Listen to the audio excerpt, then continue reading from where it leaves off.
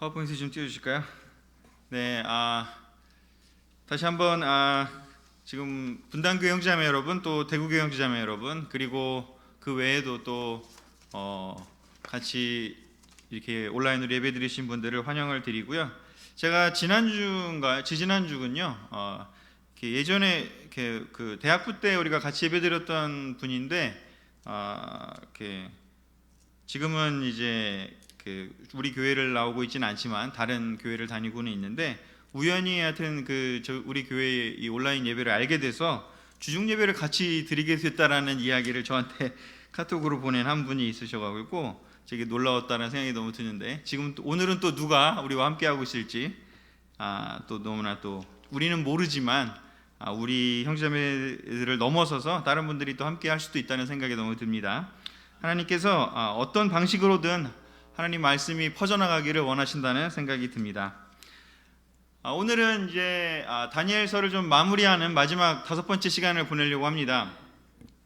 그동안 이렇게 다니엘서 하는 동안 다니엘서를 아마 다 읽으셨을 거라고 저는 기대하면서 시작을 해보려고 합니다. 다시 한번 좀 정리를 하고 또 오늘 이어서 하려고 하는데요. 먼저 이 소식 하나를 좀 알려드리겠습니다. 비전 2020 올란도 월드 디사이플십 서밋이 여러분이 알고 계셨던 분도 계시고 모르고 계셨던 분도 계시겠지만, 원래 올해 7월에 초에 6월 말 7월 초에 올란도에서 하기로 했었는데, 공식적으로 5월 7일 8일에 이렇게 공식적으로 어나운스를 했습니다. 2022년도 여름으로 2년 뒤로 미루기로 했다라고. 이 코로나 때문에 미국 상황이 좀 좋지 않아서, 그래서 혹시라도 생각을 안 하셨을 분이 대부분이겠지만 그래도 이런 소식이 있었다는 걸 좀 알려드리고요. 2022년도에는 코로나도 종식되고 또 이 모임도 할 수 있도록 우리가 또 마음을 같이 모으고, 지금 여기 몇몇 분들이 대학생이 그때 되면 되실 분들이 굉장히 지금 하이파이브는 안 하지만 이제 기뻐하시는 분들이 계셨는데, 하여튼 2022년도에 다시 한번 그 모임이 이루어질 수 있도록 또 돈도 모으시고 마음도 준비했으면 좋겠습니다. 다니엘서 오늘은 이제 6장까지 했던 것들을 이제 뒤로 하고 7장부터 12장까지를 이제 마무리를 하려고 합니다. 7장과 12장은 바빌로니아 앞에는 이제 다니엘의 어떤 바빌로니아, 페르시아 그 시대의 다니엘의 이야기를 주로 했다면, 이제 7장부터 12장은 다니엘이 보았던 환상과 그 환상은 이제 그 역사를 담고 있습니다, 내용을. 그리고 그 역사에는, 다니엘이 봤던 그 역사에는 묵시적인 환상의 내용도 들었고 역사적인 이야기도 들었고 또 하나님의 뜻도 거기에 포함되어 있습니다. 그래서 7장과 12장은 여러 번 나눠서 이야기할 수도 있겠지만 공통된 내용을 좀 갖고 있기 때문에 저는 그냥 묶어서 하나의 주제들을 같이 나누면서 오늘 마무리를 하려고 합니다. 간단하게 정리하면 중복되는 내용이지만 역사에 대한 이야기를 합니다. 일단 7장에서는 다니엘이 벨사살 왕 원년에 바로 보았던 환상에 대한 이야기를 하고요, 네 짐승에 대한 이야기를 합니다. 예전에도 그 4개의 어떤 물질로 된 신상이죠. 형상을 봤던 느부갓네살 때도 그랬던 것처럼 이렇게 4 짐승이 의미하는 그 환상을 보게 되는데, 그것이 의미하는 바는 바로 역사를 의미하고 있습니다. 바빌로니아, 메디아, 페르시아, 그리스로 이어지는 그 역사를 하나님께서 다니엘에게 미리 보여주시게 됩니다. 그리고 벨사살 왕 3년 때, 8장에서는 벨사살 왕 3년 때 숫양과 숫염소, 그리고 4뿔, 그리고 그 중에서 또 한 뿔이 나온다, 이런 이야기가 이제 8장의 주된 내용인데, 이것 또한 7장에 나온 내용을 좀 다른 환상을 통해서 설명하는 내용입니다. 숫양과 숫염소는, 숫양은 페르시아, 메디아 페르시아를 뜻하고 숫염소는 그리스를 뜻하게 됩니다. 그래서 그 그리스가 바로 숫염소인데, 그 숫 염소에게서 4개의 뿔이 나온다라고 이야기를 하고 있습니다. 바로 그 하나의 뿔이 있었는데 거기서 또 한 4개의 뿔이 나온다라고 이야기를 하는데, 그것은 뭐냐면 그리스가 이제 알렉산더 대왕이 죽고 나서 4개의 나라로 나눠지게 됩니다. 그리고 나서 그 나눠진 나라들 가운데 또 하나의 뿔이 나오는데, 그 뿔은 왜 특별히 더 의미 있게 얘기를 하냐면 이스라엘 사람들에게 큰 영향을 주기 때문이죠. 바로 그게 제가 지지난 시간에 한번 얘기했을 텐데, 안티오코스 4세 에피파네스 왕이라고 불렸던 그 왕을 뜻하게 됩니다. 그리고 11장에 다시 한번 환상이 또 나오는데 똑같은 내용을 다시, 그러나 11장은 아주 직접적으로 설명을 합니다. 비유를 들지 않고 이제 뭐 시리아 왕, 이집트 왕 그런 식으로 구체적으로 설명을 하게 됩니다. 그래서 11장을 자세히 읽어보면 아주 구체적으로 그 시대에 어떠한 왕들이 있었고 어떤 왕들이 어떤 싸움을 싸웠고 뭐 이런 내용들이 잘 나오는데, 그것을 이렇게 역사의 기록과 대조해 보면 아주 거의 완벽하게 일치하는 것을 알게 됩니다. 그리고 여기 나와 있지 않은 9장과 10장 그리고 12장은 그 중간중간에 다니엘의 했던 기도와 다니엘이 또 하나님께 들었던 이야기들을 이야기하면서 마지막 12장에서는 이제 다니엘서 전체를 종합하면서 마무리하는 내용이 됩니다. 그래서 그 도표로 보면은 페르시아, 알렉산더, 그 다음에 4개로 분열돼서 마케도니아, 소아시아, 시리아, 이집트. 그런데 중요한 거는 이스라엘의 위치가 시리아에 위치해 있기 때문에 그 시리아의 왕을 중점적으로 나타내게 됩니다. 지도를 보면 바로 이렇게 크게 4개의 나라가 나눠지는데, 지금 이 제가 좀 가져온 도표에는, 이 지도에는 지금 그 안티오코스 그 안티고누스라고 하는 땅이 좀 더 이 시리아 지역을, 이스라엘 지역을 지배하고 있을 때의 사진이지만, 나중에 오른쪽에 있는 이 시리아라고 하는 이 황토색이 그 지역으로 나중에 더 들어오게 됩니다. 하여튼 이런 큰 그냥 이해를 하시기 위해서 좀 이거를 했고요. 이 시대 때는 여러분들이 좀 익숙한 얘기가 뭐가 있냐면 그 시저와 브루투스의 이야기. 익숙하지 않은 것 같네요, 여기 계신 분이. 자, 그리고 클레오파트라 들어보셨나요? 그래서 그 클레오파트라가 바로 이 프톨레미라고 하는 이집트에 그 가서 시집 가서 여기에 왕비가 되는 그런 내용이에요. 하여튼 그런 내용들이 바로 요 시대 때 우리가 익숙하게 들었던, 그리고 요 시대 전에가 바로 요 시대 전의 시대는 우리가 영화에서 봤던 그 300에서 페르시아와 그리스가 싸우잖아요. 그래서 그 내용이 바로 이렇게 4개의 나라가 되기 전에 바로 그 이야기들입니다. 그래서 실질적으로 굉장히 역사가 들어가 있는 이야기입니다. 자, 그렇다면 이 내용 이 하에서 우리가 기억해야 될 것, 7장부터 12장에 들어있는 하나님의 뜻이 무엇일까를 좀 살펴보면, 첫 번째로 우리가 기억해야 될 것은 하나님의 나라는 영원히 지속될 것이다 라는 제목으로 같이 이야기할 수 있습니다. 반대로 얘기하면 하나님의 나라의 반대는 세상의 나라죠. 세상의 것들은, 세상의 나라는 일시적으로 존속할 뿐이다, 이렇게 됩니다. 그래서 우리가 겪게 되는 모든 것들이, 세상에서 겪는 것들이 일시적이라는 것을 우리가 기억해야 한다는 것이죠. 하나님의 나라가 영원히 지속되는 것을 기억한다면, 그리고 세상의 것들이 일시적이라는 걸 기억한다면 우리는 세상에 얽매이지 않을 수 있고요, 또 세상에 두려워하지 않을 수 있습니다. 다니엘서 7장 14절을 제가 새번역 성경으로 좀 적어왔는데 조금 더 이해하기가 쉬운 그런 내용들이 있어서 적어왔습니다. 같이 읽어볼까요? 시작. 옛적부터 계신 분이 그에게 권세와 영광과 나라를 주셔서 민족과 언어가 다른 뭇 백성이 그를 경배하게 하셨다. 그 권세는 영원한 권세여서 옮겨가지 않을 것이며 그 나라가 멸망하지 않을 것이다. 아멘.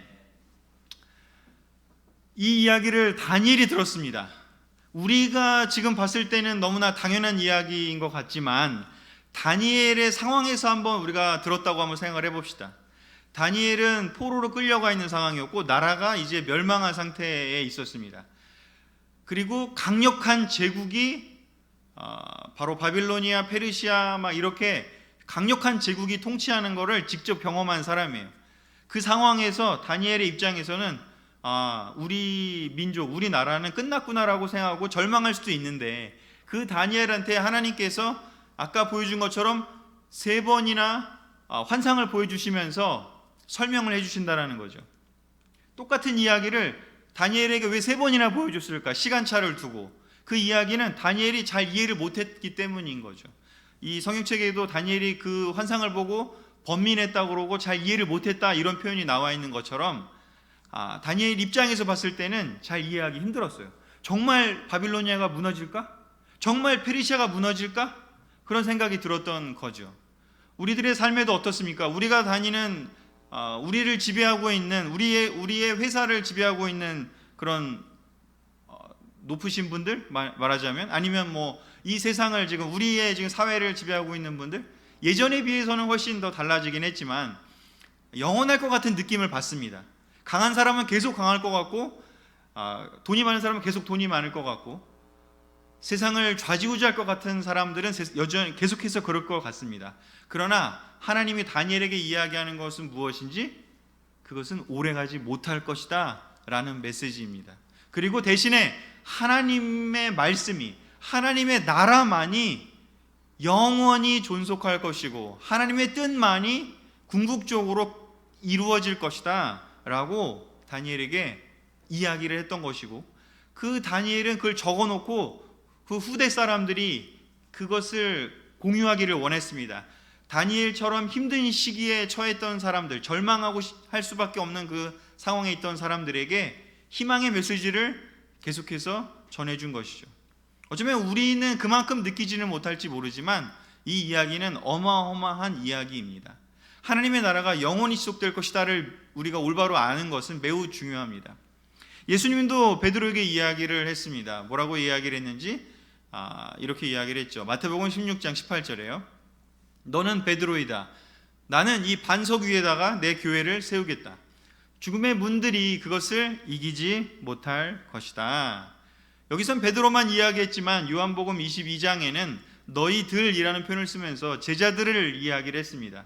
제자들을 통해서 하나님의 교회를 세우겠다고 이야기를 하셨고, 또 다른 그 번역에 의하면 이 교회를 하나님의 나라 이렇게도 번역할 수가 있습니다. 예수님도 하나님의 나라를 세우겠다고 말씀하셨습니다. 이스라엘 사람들이 자기네 나라가 하나님 나라라고 생각했지만 하나님의 뜻은 그러한 사람의 나라가 아니었습니다. 하나님의 뜻을 온전히 이 세상에 선포할 수 있고 하나님의 뜻을 온전히 전할 수 있는 그러한 공동체, 그러한 뜻이 이루어지는 하나님의 대리인의 역할을 할 수 있는 그러한 하나님의 나라. 그렇기 때문에 모든 그냥 교회라고 불리는 곳이 다 하나님의 나라는 될 수 없겠죠. 왜냐하면 교회 가운데도 하나님의 뜻을 전하지 않는 교회가 있다면 그것은 이름만 교회일 뿐이지 하나님의 나라는 될 수 없기 때문이겠죠.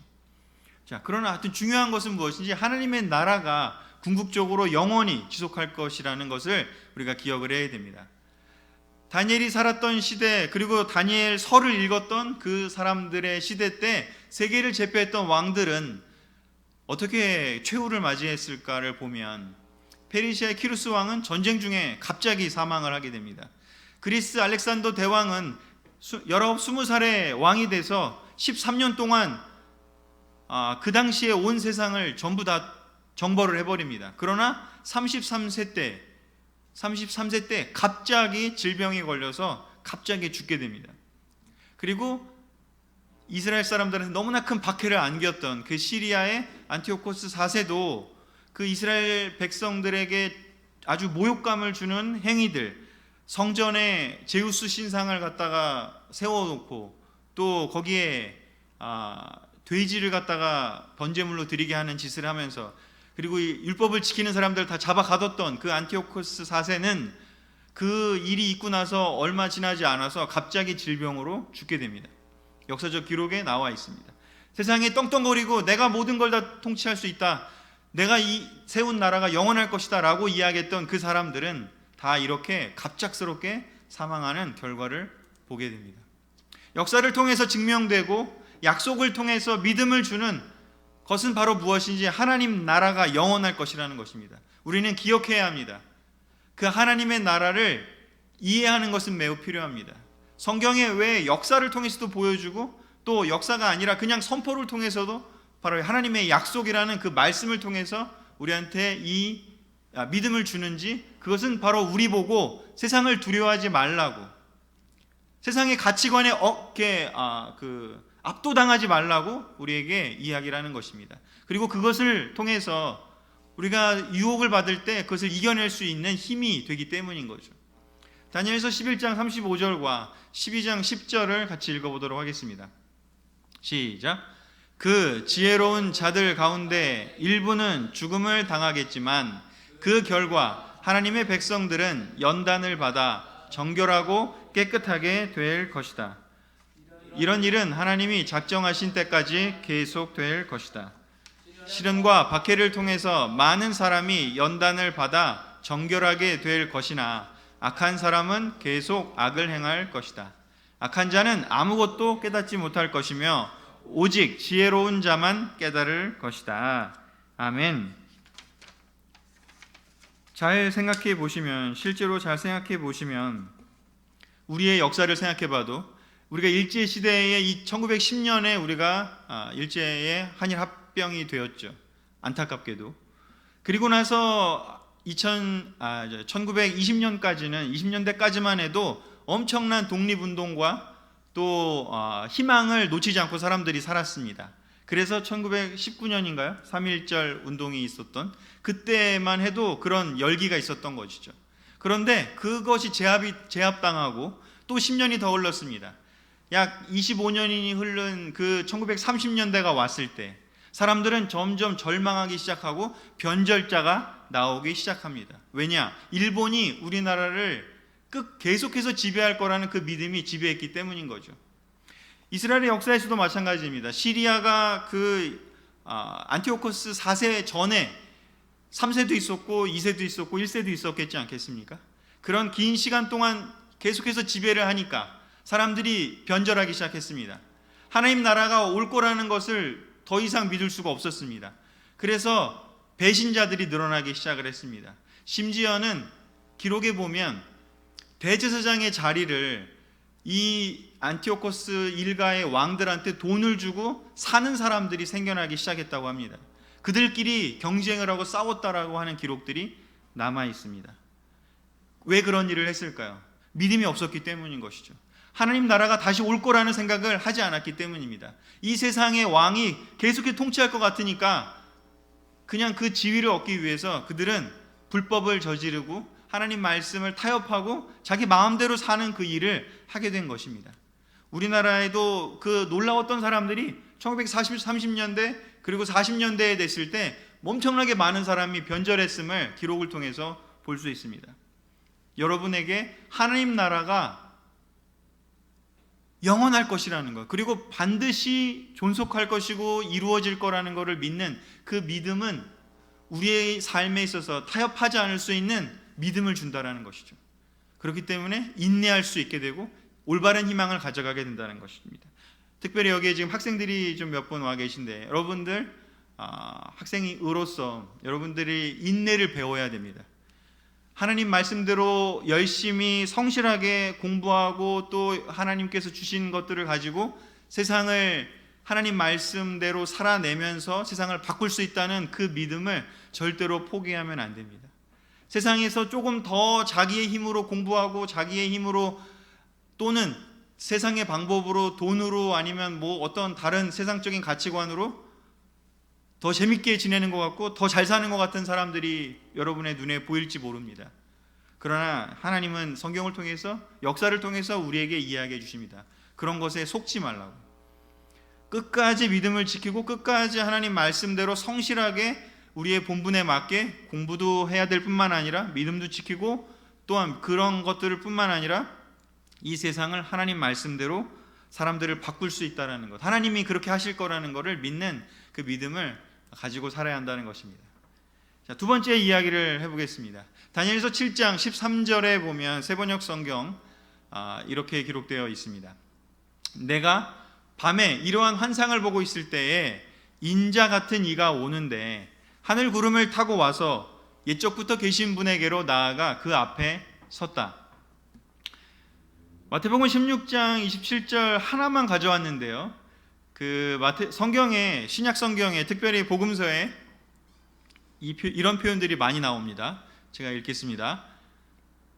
인자가 자기 아버지의 영광에 쌓여 자기 천사들을 거느리고 올 터인데 그때 그는 각 사람에게 그 행실대로 갚아줄 것이다. 자, 예수님이 복음서에서 자기 본인 스스로를 인자라고 표현을 한 구절이 여러 군데 나옵니다. 근데 안타깝게도 현대인의 성경에는 그렇게 인자라는 말이 나오지 않습니다. 그냥 내가라는 말로 나오거나 사람의 아들이 이런 식의 표현이 나오는데, 원래의 그 헬라어는 이 다니엘서에 썼던 이 말과 동일한 단어를 사용하기 때문에 신학자들은 예수님께서 의도적으로 다니엘서에 나오는 이 단어를 자기 자신으로 표현하는 데 사용했다라고 설명을 합니다. 바로 인자 같으니, 그게 무엇냐면 바로 사람을 뜻합니다. 바로 다니엘이 본 환상 가운데 영원히 통치되는 그 하나님의 나라를 누가 다스리느냐, 바로 인자 같은 이가 다스린다고 이야기를 하는데, 바로 그 인자 같은 이를 표현하는 그 단어를 예수님이 자기 자신을 설명할 때 내가 바로 그 다니엘에서 이야기한 그 존재다라고 설명한다라는 것이죠. 그래서 마태복음 16장 27절에 이 인자를 표현하는 뒤의 구절을 잘 보면 바로 무엇인지, 나중에 세상이 끝날 때 심판하실 분이 바로 누구인지 바로 인자이고 그가 바로 예수님이다 라는 설명인 거고요. 또 다른 구절에는 그 병자가 왔을 때 병자에게 일어나서 들고 가라 라고 이야기를 할 때도 뭐라고 표현하시는지, 인자가 죄를 사하는 권한이 있음을 보여주기 위해서이다, 그런 표현을 씁니다. 즉 예수님이 의도적으로 자기 자신을 죄 용서하고 사람들을 심판하고 사람들을 인도하고 하는 그런 설명을 할 때 그 인자라는 단어를 썼고요. 그 인자라는 단어는 구약 성경의 다니엘서에 나옵니다. 그래서 이 단어는 바로 굉장히 중요한 하나님 나라를 통치하는 그 메시아를 뜻하고, 또한 심판하시는 분을 뜻하고 놀라운 그런 하나님의 아들을 뜻합니다. 그런데 왜 이 인자라는 단어를 썼을까를 다니엘서를 봐야 이해할 수 있습니다. 왜냐하면 다니엘서에는 앞에 여러 환상 속에 무슨 비유들이 많았냐면 짐승에 대한 비유들이 많았습니다. 그 네 나라를 설명할 때도 독수리 같은 모습에 그다음 표범 같고 사자 같고 이런 짐승의 곰 같고 이런 어떤 짐승의 비유를 많이 들고, 양이나 숫양 또는 염소 이런 표현을 쓴 것처럼 세상의 통치자들을 바로 뭐라고 비유했냐면 그러한 짐승들로 표현을 했습니다. 그런데 그 짐승과 대비되는 그런 모습으로 하나님 나라를 통치하는 분은 인자다라고, 사람의 모양을 한 존재다, 이렇게 했다라는 것이죠. 그래서 왜 예수님이 인자라는 이 다니엘서에 이걸 썼냐 하는 것을 이해하기 위해서 다니엘서를 알아야지만이 이해할 수 있다는 것입니다. 짐승이라는 건 바로 무엇을 뜻할까요? 다니엘서 8장 24절에 대표적으로 이 인자에 대한 모습이 나오는데 바로 그것은 무엇인지 한번 읽어보도록 하겠습니다. 8장 24절, 그는 대단히 강력할 것이지만 그 권세는 자기 힘으로 된 것이 아니다. 그가 장차 무자비하게 파괴하고 자기 마음대로 행할 것이며 하는 일마다 성공하여 강한 자들과 거룩한 백성을 멸할 것이다. 이게 바로 그 왕들 중에 한 명을 설명한 것이기도 하지만, 제가 여기 지면 관계상 다 많이 적어오진 않았지만 여러 그런 짐승을 표현할 때 바로 이것과 비슷한 맥락의 표현을 합니다. 짐승으로 대표되는 세상의 통치자는, 세상에 하나님을 모르고 교만하고 이기적인 사람의 특징은 무엇이냐면, 자기가 되게 강력하고 자기가 힘이 있고 능력이 있고 지혜로운 것 같은데 사실은 그게 하나님한테 온 거를 모르는 사람이라는 것을 여기서 설명을 하고 있습니다. 또한 하나님을 모르는, 그리고 그냥 자기의 권력, 자기의 힘과 자기의 지혜만 의지하는 사람의 특징이 뭐냐면 무자비한 사람이라는 것을 표현합니다. 자비가 없습니다. 왜냐? 자기가 능력이 있기 때문에 능력이 없는 사람을 깔보게 됩니다. 우리가 뉴스에서 그런 이야기들을 접하게 됩니다. 너무나 안타깝게도 최근에 어떤 경비원 아저씨께서 자살을 하셨습니다. 어떤 그 무자비한 짐승 같은 그런 사람, 사람이지만 짐승 같은 그런 태도를 한 사람들의 그런 희생을 당했습니다. 또 어떻게 표현하는지요? 자기 마음대로 행할 거라고요. 하나님 말씀이 없는 짐승은 하나님 말씀이 없기 때문에 자기 마음대로 행합니다. 무엇이 옳은지 무엇이 그른지 알 수가 없습니다. 그렇기 때문에 기준이 없기 때문에 자기 마음대로 행합니다. 자기에게 유익한 것은 좋은 것이고 자기에게 해로운 것은 나쁜 것이라고 주장을 하는 사람들이 세상에 많습니다.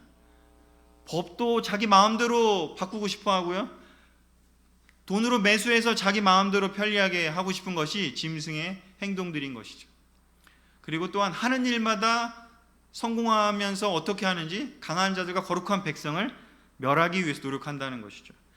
이런 짐승의 속성을 가진 그런 존재들의 특징이 뭐냐면 하나님 말씀을 비웃습니다. 그리고 하나님 말씀대로 따라 살려는 사람들을 우습게 여긴다는 것이죠. 그래서 대표되는 이미지로서 이 짐승이 이 표시가 되는 것이고 그에 대표되는 것으로 바로 인자, 하나님의 나라를 다스리는 인자는, 예수님이 스스로를 표현하는 그 인자는 짐승과는 완전히 반대되는 그러한 존재임을 보여주고 있습니다. 사람의 모습을 닮은. 그러면 사람의 모습을 닮았다는 건 바로 뭘까? 사람이 어떤 모습이어야 하는가? 창세기 1장 27절에 이렇게 쓰여 있습니다. 하나님은 자기의 모습을 닮은 사람, 곧 남자와 여자를 창조하셨다고요. 인자라는 뜻은 무엇인지 하나님께서 우리에게, 사람에게 주어진 그 본래의 거룩함을 보여주는 그런 단어인 것입니다. 하나님은 사람을 만들 때 그냥 짐승 같은 존재로 살도록 한 것이 아니라 짐승과는 다르게 구별해 놓으셨습니다. 어떻게? 하나님의 호흡을 불어넣으시면서 우리에게 영혼을 불어넣어 주시면서 그 안에 그 영혼을 통해서 하나님의 모습을 닮은 형상뿐만 아니라 하나님의 모습을 닮은 마음을 가지고 살 수 있도록 만드셨다는 것입니다. 그래서 예수님도 이야기를 하시죠. 마태복음 4장 4절에 사탄과의 그 시험에서 이렇게 얘기하시죠. 성경에는 사람이 빵으로만 살 것이 아니라 하나님의 모든 말씀으로 살아야 한다라고 말씀하셨습니다. 사람이 하나님의 형상을 닮은 그 본래의 모습으로 살 수 있는 유일한 길은 바로 무엇인지, 우리가 성경 말씀을 통해서 우리가 어디서 왔고 우리가 누구를 닮았고 우리를 누가 만들었고 우리가 어떻게 살아야 되는지를 가르쳐 주신 그 하나님의 말씀으로 우리가 살 때, 그때 우리가 비로소 그 인자, 짐승같이 살지 않고 정말 하나님의 아들답게, 하나님의 창조물답게 살 수 있다는 것입니다.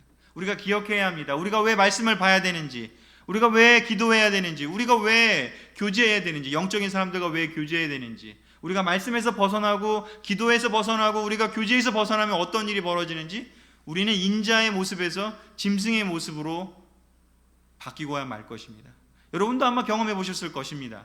내가 말씀에서 멀어지고 내가 세상에 있는 다른 짐승 같은 그런 어떤 가치관이 있는 곳에서 함께 지내게 될 때 내가 어떻게 영향을 받게 되고 내가 어떻게 정말 그렇게 변하게 되는지, 그렇게 이기적으로 변하고 그렇게 교만하게 변하고 그렇게 무자비하게 변하고 자기 멋대로 자기 마음대로만 하려고 하는 마음이 드는지 아마도 느꼈을 것입니다. 세상의 왕국을 짐승으로 표현했다면 하나님의 나라는 인자가 통치하시는 나라입니다. 우리는 이 교회가 하나님의 나라에 들어가기를 원합니다. 그렇다면 우리 이 나라를, 이 교회를 하나님의 나라에 속하게 되고 만들기를 원한다면, 분당 그리스도 교회를, 대구 그리스도 교회를, 그리고 여러분이 하나님 나라의 한 백성으로 살고 싶다면 우리는 기억해야 합니다. 인자이신 예수님을 따라갈 건지 아니면 짐승 같은 속성을 가진 세상의 왕들, 세상의 권력자들, 세상의 가치관을 우리에게 주입하려는 사람들을 따라갈 것인지 우리는 선택해야 합니다. 이제 세 번째 이야기를 같이 나누고자 합니다. 세 번째는 겸손하게 기도하는 자에게 다가오시는 하나님에 대해서 다니엘서 9장에서 잘 설명해 주고 있습니다. 다니엘서 9장 2절에서 4절을 우리 같이 읽어보도록 하겠습니다. 제가 적어온 것을. 시작. 나 다니엘은 예언자 예레미야의 책을 통해 여호와께서 그에게 말씀하신 대로 예루살렘이 70년 동안 황폐할 것이라는 것을 알게 되었다. 그래서 나는 굵은 삼배 옷을 입고 잿더미에 앉아 금식하며 주 하나님께 간절히 기도하였다. 그때 나는 나의 하나님 여호와께 나와 내 백성의 죄를 고백하며 이렇게 기도하였다. 아멘. 이곳에 보면 다니엘은 우리랑 좀 다르게 환상을 3번이나 본 사람이에요. 우리 가운데 혹시 하나님께서 직접 나타나셔서 아니면 천사를 보내셔서 미래를 보여주시고 하나님의 뜻을 보여준 사람이 있나요? 손을 들려는 사람이 있었지만 참는 걸 제가 봤습니다. 자, 우리는 그런 어떤 은총을 받은 사람이지 않습니다. 그리고 사실 그것은 지금 시대에는 성경이 완전히 이제 정경화가 되고 우리에게 주어진 이후에는 더 이상 나타나지 않습니다. 근데 재밌게도 환상을 봤지만 다니엘은 그 환상에 의지해 살지 않았습니다. 다니엘의 일상은, 평범한 삶은 어땠는지 예레미야의 책을 붙들고 살았다는 것입니다. 예레미야의 책을 구해서 그것을 열심히 읽었습니다. 다니엘은 그 바빌로니아에서 또 페르시아에서 총리였고요, 높은 지위에 올랐어요. 이제 그냥 이렇게 영적이고 뭐 이런 거 다 그냥 제껴버리고 거기서 그냥 잘 먹고 잘 살고 떵떵거리면서 편하게 이기적으로 살아도 되는 사람이었습니다. 그런데 그가 왜 예레미야의 책을 붙들고 읽었을까요? 그는 하나님을 사랑했고 하나님 나라를 사랑했기 때문입니다. 여러분, 하나님 사랑하고 하나님 나라를 사랑하십니까? 그렇다면 우리도 또한 다니엘처럼 성경을, 우리에게 주어진 책을, 성경책을 붙들고 지낼 수 있을 것입니다. 이 놀라운 다니엘이었지만 그는 그 환상에 의존하지 않았고 예레미야의 책을 붙들었고요, 또 거기를 읽으면서 예루살렘이 70년 동안 황폐할 거라는 걸 알게 되면서 그는 무엇을 하는지, 그렇게 됐구나, 그렇게 됐구나, 그냥 끝나는 게 아니라 금식을 하고 하나님께 간절한 마음으로 기도하기를 시작을 합니다. 성경을 읽고 그것을 그냥 그렇게 됐구나, 나는 다행이네, 나는 안 망했고 내가 예루살렘에 있지 않았으니까 너무 다행이네, 그렇게 생각하지 않았고요, 자기의 일로 받아들였습니다. 안타까워했고요, 금식했습니다. 그리고 자기 백성의 죄를 고백하면서 기도하기 시작합니다. 그 내용을 9장에서 기술하고 있고요, 여러분 한번 자세히 읽어보면 좋을 것 같습니다. 다니엘이 이런 태도를 보면서 하나님께서는 어떤 일을 벌이시는지 그 뒤에 10장에 이렇게 기록되어 있습니다. 다니엘서 10장 11절과 12절 또한 같이 읽어보겠습니다. 시작. 그때 그가 나에게 이렇게 말하였다. 하나님의 은총을 크게 받은 다니엘아, 일어나 내가 너에게 하는 말을 잘 들어라. 하나님께서 나를 너에게 보내셨다. 내가 떨면서 일어서자 그가 다시 나에게 말하였다. 다니엘아, 두려워하지 말아라. 내가 깨달음을 얻기 위해 하나님 앞에서 자신을 낮추려고 결심한 첫날부터 하나님은 내 기도를 들으셨다. 그래서 내가 내 기도의 응답으로 여기까지 왔다. 아멘. 다니엘이 기도하고 너무나 안타까워하면서 그 무너져가는 자기의 조국을 위해서 기도했습니다. 환상을 봤지만 그 환상에 그냥 그치지 않았습니다. 또 너무나 놀라운 그런 경험들을 했지만 그러나 그 경험만 의지하면서 잊지 않았고요, 성경책을 받고 기도했습니다. 그때 하나님께서 천사를 보내셔서 바로 다니엘에게 설명해 주도록 했습니다. 다니엘은 환상을 여러 번 봤지만 그 환상이 도대체 뭘 의미하는지를 이해하지 못했기 때문에 절망하고 있었고 힘들어하고 있었습니다. 그때 하나님께서 천사를 보내셔서 설명해 주는 장면입니다. 하나님의 은총을 크게 받은 다니엘아 라고 이야기를 합니다. 은총을 받았지만 다니엘은 거기서 멈추지 않았고 성경을 받고 기도했습니다. 일어나 내가 너에게 하는 말을 잘 들어라. 하나님께서 나를 너에게 보내셨다. 두려워하지 말아라. 내가 깨달음을 얻기 위해서 하나님 앞에서 자신을 낮추려고 결심한 첫날부터 하나님은 내 기도를 들으셨다. 그래서 내가 내 기도의 응답으로 여기까지 왔다. 우리가 기도할 때 우리가 하나님, 도대체 이 상황이 왜 벌어지나요? 하나님, 내 삶에 주어지는 이 문제를 어떻게 내가 이해해야 됩니까? 내 삶을 어떻게 만들어가야 됩니까? 내 미래를 어떻게 만들어가야 됩니까? 라는 기도를 했을 때 하나님은 그때 그 응답을 주시기 위해서 천사를 보내시는 것을 다니엘서를 통해 보여줍니다. 우리는 기도하지 않고 그냥 혼자 생각하고 아니면 그냥 간절한 마음 없이 어떻게 되겠지라는 마음으로 그냥 잘 되기만을 바라는 마음이 있을지 모르겠습니다. 그런데 다니엘을 통해 우리가 배워야 될 것이 있습니다. 우리가 성경을 보면서 이해가 안 된다면, 또는 우리의 삶에서 뭔가 답답하고 해결되지 않고 궁금하고 걱정되고 뭔가 불안한 마음들이 있다면, 그때 다니엘처럼 간절한 마음으로 하나님의 무릎을 꿇고 자신을 낮추려고 결심하는 태도를 우리는 배워야 한다라는 생각이 듭니다. 바로 그럴 때 하나님께서 그것을 이해할 수 있도록 천사를 보내십니다. 어쩌면 눈에 보이지 않게 정말 영적인 천사를 보내셔서 우리가 어느 날 갑자기 성경을 보다가 또는 기도하다가 그거구나 깨달을 수도 있겠고요. 또는 대신해서 어떤 사람을 통해서, 성경에 그런 이해들이 많으니까 사람을 통해서 또 하나님이 보내셔서 천사의 역할을 할 수 있도록 누군가와 시간을 보내면서 또 깨닫게 하실 수도 있고요. 그런데 중요한 건 뭐냐면, 결심했기 때문에 우리가 결심하는 것이 너무나 그래서 필요하다는 것입니다. 근데 어떤 결심일까요? 첫 번째, 깨달음을 얻기 위한 결심이고요. 두 번째, 자신을 낮추기 위한 결심이 필요하다는 것입니다. 여러분은 깨닫고 싶으십니까? 영적인 지혜를 깨닫고 싶으십니까? 하나님의 지혜를 깨닫고 싶으십니까? 정말 간절하게 그것을 원하십니까? 정말 그렇다면 우리가 그것을 깨닫기 위해서 하나님 알려주세요 라고 우리가 결심하고 기도하기를 시작하기를, 다니엘을 통해서, 다니엘이 그냥 훌륭하다고 이야기하는 게 아니라 우리에게 이렇게 해봐 라고 알려주기 위해서 하나님이 어쩌면 이 기록을 우리에게 주셨는지도 모르겠습니다. 하나님은 깨달음을 얻고자 하는 그 간절한 마음, 예레미야를 읽었다고 합니다. 예레미야 29장 여러분 기억나시죠? 우리가 하나님이 우리를 언제 찾아가시나요? 우리가 온 마음으로 하나님을 찾기 시작할 때, 그때 하나님이 우리를 만나줄 거라는 그 구절이 있습니다. 어쩌면 다니엘도 그 구절을 읽었는지 모르겠습니다. 우리랑 똑같이요. 우리는 하나님 온 마음으로 찾지도 않으면서 그냥 그렇게 열심히 구하지도 않으면서 일만 잘 되기를 원하고 있는지는 모르겠습니다. 우리의 마음속에 있는 불안감이나 우리의 마음속에 있는 어떤 문제가 있고 죄책감이 있고 뭐가 있든지 간에 우리는 그것을 하나님께 온 마음으로 간절하게 나아가는 데서 문제 해결의 실마리를 찾아야 하는 것을 잊어버리시면 안 됩니다. 그리고 나서 그 천사는 이렇게 행동합니다. 사람처럼 생긴 그 천사가 내 입술을 어루만져 주었다. 그가 다시 나를 어루만지고 힘을 주며, 하나님의 은총을 크게 받은 사람아 두려워하지 말아라. 마음을 편안하게 가지고 힘을 얻어라 하였다. 그때 내가 곧 힘을 얻어 내 주여 주께서 나에게 힘을 주셨으니 이제 말씀하소서 하자라고 이야기를 하면서 계속해서 설명을 해줍니다.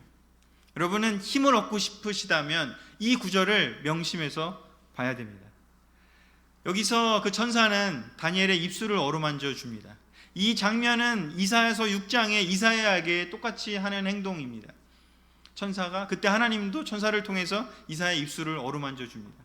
이사야의 입술을 어루만져 준 그 장면을 보면 이사야가 저는 죄인인데 어떡하지요 하나님? 제가 죄인인데 어떻게 하나님을 만날 수 있을까요? 라고 하면서 자기를 낮춥니다. 그때 입술을 어루만져 주면서 이제 내 죄가 내가 깨끗해졌다라고 이야기를 하면서 격려를 해줍니다. 우리가 정말 마음의 죄책감을 덜어버리고 정말로 우리가 새로운 사람이 되고 싶다면 우리는 하나님의 어루만짐을 받아야만 합니다. 다니엘도 그 어루만짐을 받았을 때 비로소, 그리고 격려해 주었을 때, 천사가 하나님의 힘으로 격려해 주었을 때 그가 다시 일어났습니다. 그리고 힘을 얻었다라고 기록되어 있습니다. 여러분, 사람에게 힘을 얻기를 원하십니까? 아니면 하나님에게 힘을 얻기를 원하십니까? 하나님에게 힘을 얻기를 원한다면 다니엘에게 하신 것처럼 우리가 한다면 하나님 우리에게도 오실 거고요, 하나님 우리에게도 그렇게 힘을 주시기를 원하시고 여러분들이 입술을, 한 분 한 분의 입술을 어루만져 주기를 원하십니다. 여러분에게 죄가 있다면요, 여러분 하나님께 고백하고 또 하나님의 백성들과 하나님의 천사들과 옆에 있는 하나님의 제자들과 함께 또 말씀을 나누어야 합니다. 마음을 나누어야 합니다. 그럴 때 비로소 우리의 입술을 어루만져 주시는 하나님의 손길을 느끼게 될 것입니다. 그것을 하지도 않으면서 그냥 내 힘대로 언젠가는 그냥 기억에서 언젠가 시간이 지나면 사라지겠지, 아니면은 그냥 내버려 두다가 모르겠다, 나도 에라 모르겠다, 지금 해야 될 거나 하자 이러고 덮어두고 있다면 우리는 계속해서 힘이 없는 상태로 쩔른바리로 살아갈지도 모르겠습니다. 진정한 영적인 힘은 어디서 오는지 하나님에게 옵니다. 하나님이 어루만져 주셔야 합니다. 여러분에게 어루만져 주시기를 원하시는 그 하나님은 여러분이 기도하기만을, 여러분이 간절하게 마음을 먹고 결심하기만을 기다리고 계십니다. 물론 하나님 마음대로 막 가서 다 도와주실 수도 있지만, 우리가 간절하지도 않고 우리가 기도하지도 않았는데 막 도와주시면 어떤 일이 벌어질까요? 우리가 망가집니다. 영어로요, 스포일 됩니다. 그렇지 않습니까? 그냥 우리가 간절하지도 않고 우리가 대충 그냥 막 하고 있는데 막 좋은 일만 막 벌어져 버리세요. 어떤 일이 우리는 구제불능의 사람이 되고 말 것입니다. 하나님은 우리가 하나님께로 그렇게 간절하게 온 마음이 되기를 너무나 원하신다는 것을 기억하시기를 원하고, 겸손하게 기도하는 자에게 다가오시는 하나님임을 바로 보여주셨음을 다니엘을 통해서 깨달으셨으면 좋겠습니다. 이제 마지막 12장 정리하도록 하겠습니다. 12장은 7장부터 11장까지의 마지막 그 결론이기도 하고 또 전체 다니엘서의 결론이기도 합니다. 12장 1절부터 3절까지 그리고 13절까지 다 같이 읽겠습니다. 시작. 그 때가 오면 내 민족 가운데 하나님의 책에 이름이 기록된 자들은 다 구원을 받을 것이다. 이미 죽어서 땅 속에 묻혀있는 수많은 사람들이 부활할 것이며, 그 가운데는 영원한 생명을 누리는 자도 있고 영원히 부끄러움을 당하는 자도 있을 것이다. 지혜로운 자들은 하늘의 빛과 같이 빛날 것이며, 많은 사람을 옳은 길로 인도한 자들은 별처럼 영원히 빛날 것이다. 다니엘아, 너는 끝까지 충실하여라. 너는 죽어 평안히 쉬다가 마지막 때에 부활하여 내 상을 받을 것이다. 아멘. 다니엘서를 읽는 사람들의 시대는요, 정말 수만 명이, 십수만 명이 목숨을 잃어버리는 시기였습니다. 우리의 일제시대 같은 그런 시대였습니다. 전쟁의 시대였고 잔인한 시대였습니다. 우리의 시대와는 또 차원이 다르죠. 그래서 그 시대의 사람들에게는 그 시대 안에서 희망을 가지지 못할 수도 있었습니다. 그러기에 그들에게는 죽음을 각오하고 부활의 희망밖에는 남지 않을 시대를 살았습니다. 우리 시대와는 좀 다르죠. 그래서 이 구절이 그들에게는 격려가 됐고 끝까지 견디게 하는 힘이 되었습니다. 물론 우리도 이런 희망이 있습니다. 부활할 거고요, 언젠가 우리도 하나님 만나게 될 거고 부활할 거고 그 부활의 소망을 갖고 삽니다. 그러나 우리는 이 세상에 아직 평화의 시대이기도 하고 우리가 아직 해야 될 일들을 하나님 많이 남겨주셨다고 생각합니다. 하나님 나라를 확장시키는 일이요, 하나님 나라의 그 가치들, 하나님 나라의 그 말씀들을 선포하는 일을 우리에게 아직도 많이 남겨주셨다고 생각합니다. 그래서 우리는 어쩌면 이 부활보다도 우리 삶에서의 실질적인 변화들, 우리 삶에서의 실질적인 하나님의 능력을 체험할 수 있는 가능성이 훨씬 더 많이 남아 있습니다. 그러나 궁극적인 이 부활을 우리 또한 기대해야 합니다. 지혜로운 자들은 하늘과 같이 빛날 것이고 많은 사람을 옳은 길로 인도한 자들은 별처럼 영원히 빛날 거라고. 이것이 바로 하나님의 약속입니다. 여러분이 지혜로운 자가 되기를 원하시고 또한 여러분이 많은 사람을 옳은 길로 인도하기를 원합니다. 짐승 같은 세상의 그 속성들에 의해서, 사탄의 그 속임에 꾀임에 의해서 따라가고 있는 사람들을 한 명이라도 더 하나님 말씀을 듣게 하도록 우리가 인도하는 사람이 된다면 하나님이 우리를 별과 같은 존재로 세우실 거라고 이야기하시는 이 약속은 그저 그냥 사람이 한 약속이 아니라 하나님이 직접 하시는 약속입니다. 그 약속을 우리가 올바르게 우리 마음에 가져가시기를 권하고 싶습니다. 정리하겠습니다. 다니엘서 7장에서 12장의 이야기. 첫 번째요, 세상의 나라는 일시적이고 언젠가는 반드시 끝날 겁니다.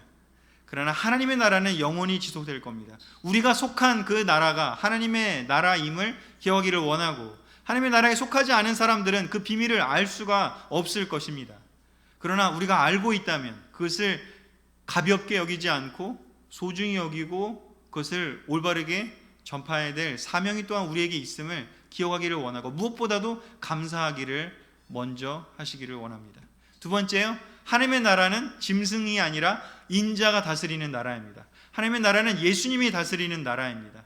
그 예수님의 법칙이, 그 예수님의 가르침이 그냥 우리에게 짐이 되는 것이 아니라 기쁨이 되고 즐거움이 되기를 소망합니다. 말씀 보는 것이 일상에서의 말씀 보고 일상에서 기도하고 일상에서 예수님, 저 예수님의 뜻대로 너무 하는 게 기뻐요, 즐거워요, 나에게 더 말씀해 주세요 라고 하는 그 열정을 우리가 가져가기를 원합니다.